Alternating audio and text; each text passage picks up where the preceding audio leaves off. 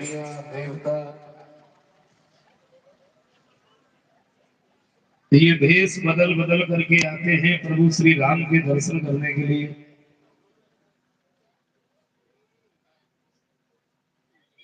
श्री राम का ही नहीं बल्कि घर में 3 रानियों से 4 पुत्र पैदा हुए।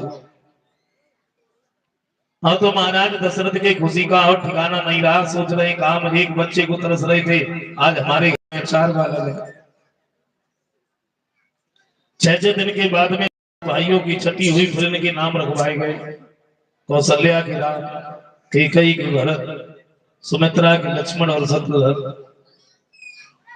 इधर भगवान श्री राम के जन्म की खुशियां मनाई जा रही है। गौर करते हैं कि भगवान श्री राम का अवतार हुआ तो क्यों हुआ, श्री राम इस भूतल पर आए तो क्यों आए। तो विद्वानों ने अनेकों मत लिए, किसी ने कुछ बताया, किसी ने कुछ बताया। गोस्वामी तुलसीदास जी ये कहते हैं कि भगवान के अवतार की कोई तिथि या तारीख निश्चित नहीं होती है।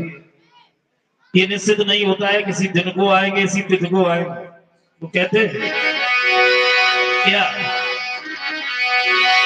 तो जब जब और धर्म की हानि बाढ़े अधम असुर अभिमानी, अब तब हरे प्रभु विधि शरीरा हरे कृपा निधि हरे कृपा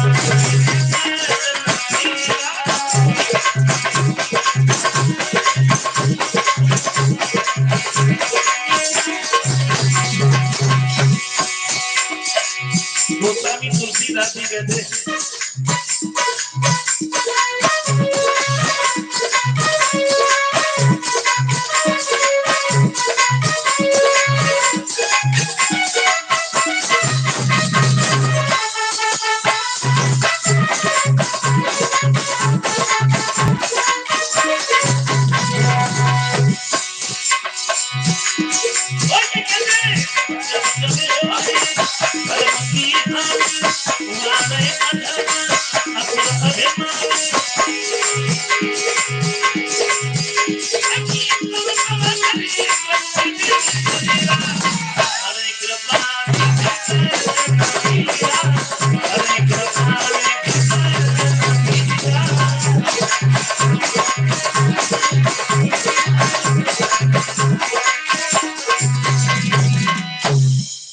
वो ये कहते हैं जब जब इस भूतल पर अत्याचार होता है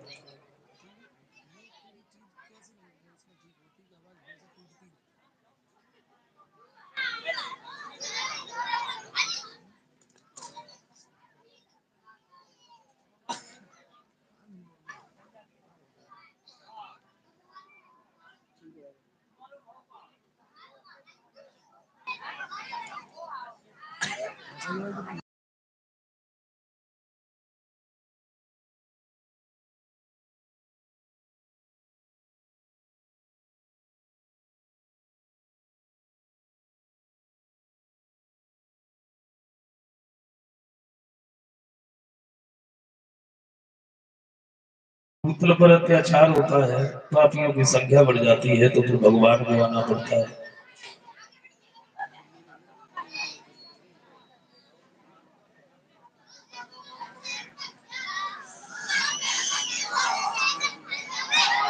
दूसरे विद्वान ने कुछ और बताया। ये दशरथ और कौशल्या जो थे ये पूर्व जन्म में स्वामी मन और सदरूपा थे। तब इन्होंने तपस्या की है और भगवान से ही वरदान मांगा है, प्रभु हमें तुम्हारे जैसा पुत्र चाहिए। बोले अभी तो नहीं, त्रेता में जब तुम दशरथ और कौशल्या बनोगे तब हम तुम्हारे पुत्र बन के तुम्हारे पास में अवश्य आएंगे। इसलिए अवतार हुआ।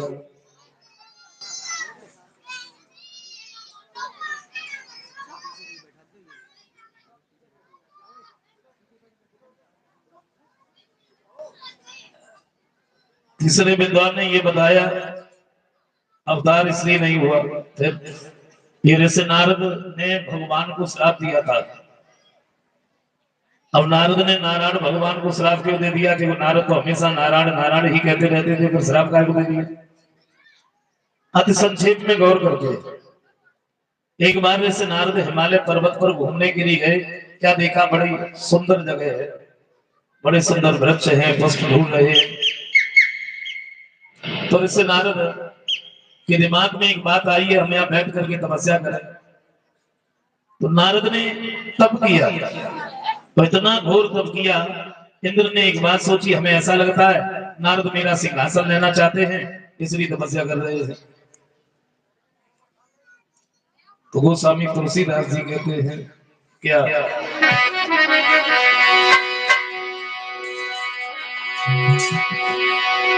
कि सुना सीरा मन कहीं अपनी प्रासा और कहत देव ऋषि मन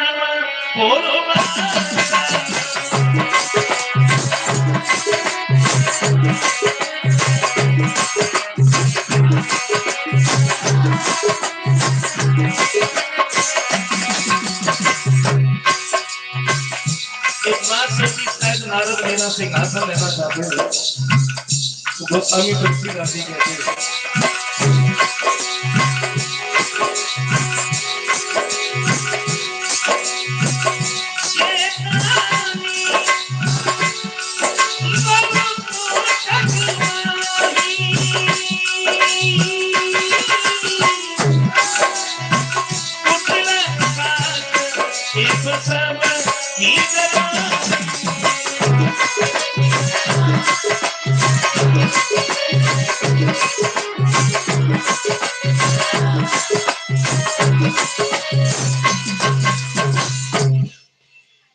गोस्वामी तुलसीदास जी ये कहते हैं कि जो लोलुप और कामी इंसान होते हैं वो कुटिल कौवे की तरह हमेशा सबसे डरते रहते हैं। सूखा हाड़ ले भाग सठ स्वान ने रखे मृगराज और छीने ले जन जान जड़ते सुरो कतई।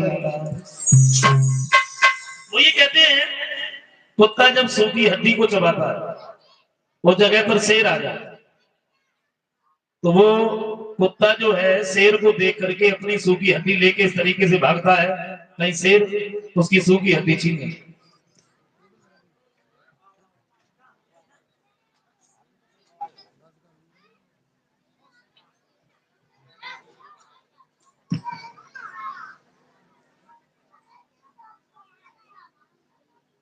इसी तरीके से इंद्र को लाज नहीं आई, तुरंत ही कामदेव को बुला लिया, जवाब दिया है तुम चले जाओ हिमालय पर्वत पर। ऋषि नारद जहां तपस्या कर रहे हैं उनकी तपस्या में विघ्न डाला।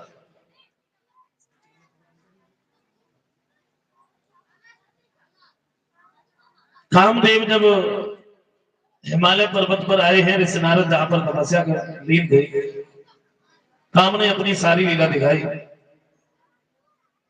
लेकिन नारद के ऊपर कोई असर ही नहीं पड़ा। कामदेव ने जब अपनी लीला दिखाई, अरे छाई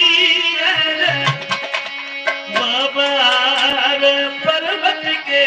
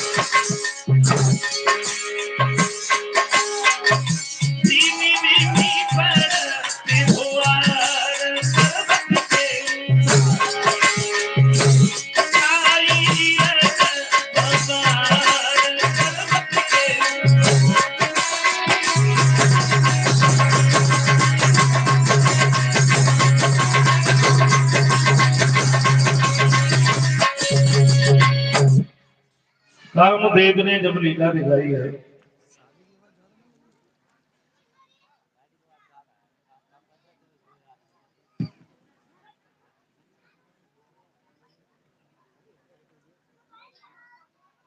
लेकिन नारद के ऊपर कोई असर ही नहीं पड़ा। और जब नारद के ऊपर कोई असर नहीं पड़ा तो कामदेव निराश होकर के लौट गए। इंद्र को जाके सारी बात बताई है, नारद को तपस्या से नहीं दिखा पा।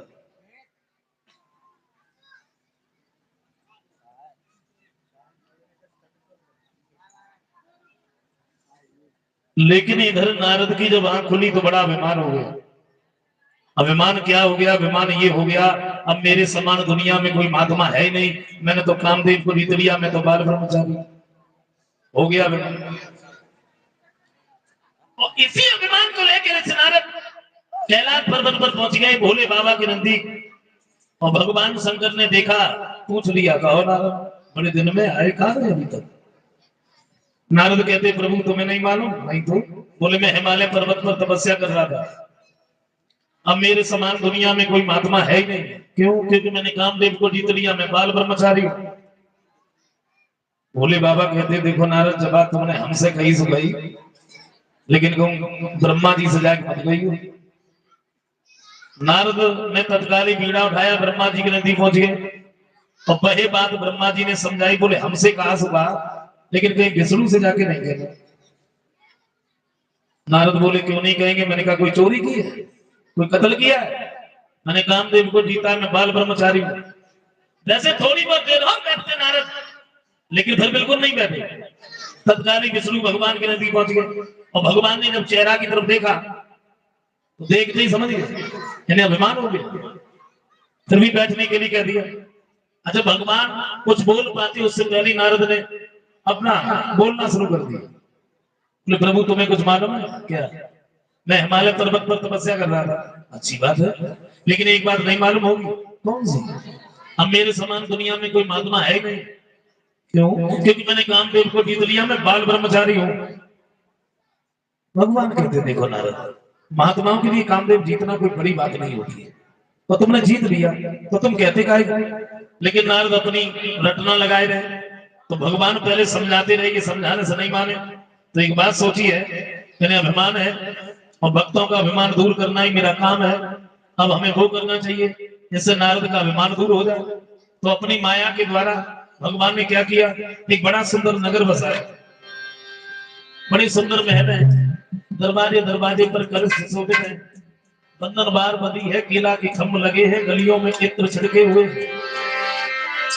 तो निज बिसरा पुरी से भी प्रभु ने अति सुंदर जिसे बनाया।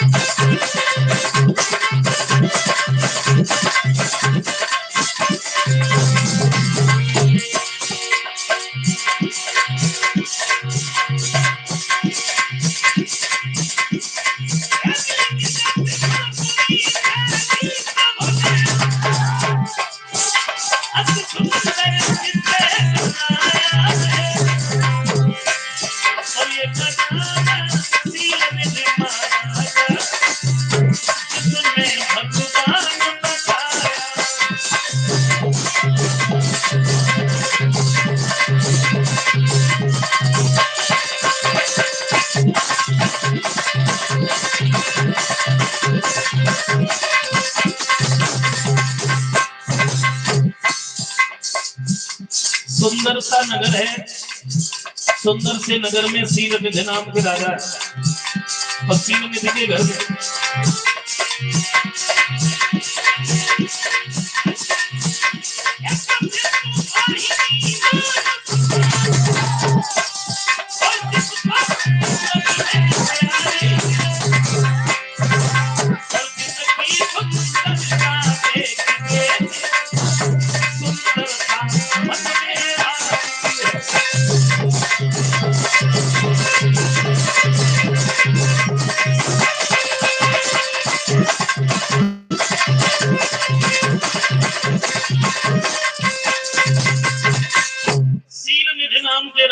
सील निधि के घर में विश्व मोहिनी नाम की बड़ी सुंदर बेटी है, और उसी विश्व मोहिनी का स्वयंवर था, स्वयंवर।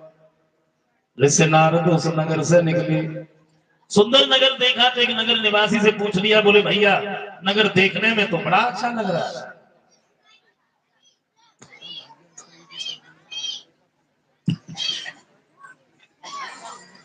तो हमें ऐसा लग रहा है कोई उत्सव मनाया जा रहा है। बोले तुमने बिल्कुल ठीक ही कहा, हमारे जो महाराज हैं सील निधि के घर में विश्व मोहिनी नाम की बेटी है, और उस विश्व मोहिनी का स्वयंवर है। तो नारद बोले मैं स्वयंवर को जरूर देखूंगा, क्योंकि मेरे समान दुनिया में कोई महात्मा है ही नहीं, मैंने तो कामदेव को जीत लिया, मैं तो बाल ब्रह्मचारी हूँ, स्वयंवर को जरूर देखूंगा। तत्काल ही ऋषि नारद सील निधि के नजदीक पहुंचे।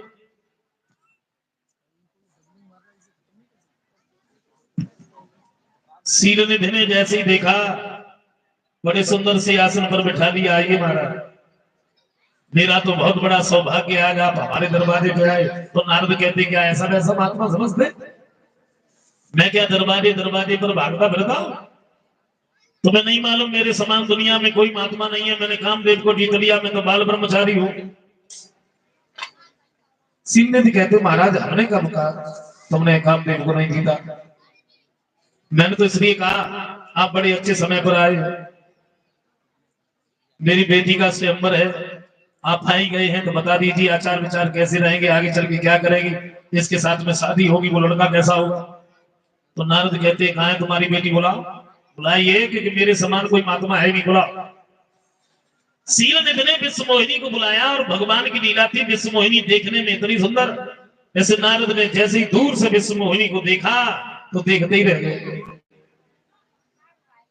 देखते ही रह गए। सोचा ये लड़की तो बड़ी सुंदर है, और इस महात्मापन में कुछ भी नहीं रखा, अगर ये लड़की मेरे गर्दन में जयमाला डाल दे तो बड़े से सुंदर और क्या है। देख लीजिए वही थे नारद, तो ये कह रहे थे कि मेरे समान दुनिया में कोई महात्मा नहीं, मैंने कामदेव को जीत लिया, मैं बाल ब्रह्मचारी हूँ। और वही नारद उस लड़की की चेहरा की तरफ देख के भूल गए मैं कुछ और कह रहा था। नारद नहीं बदले, विचार बदले गए।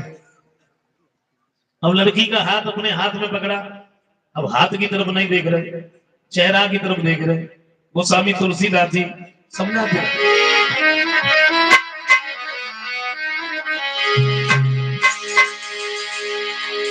तो देखी रूप मुने बिरती बिसा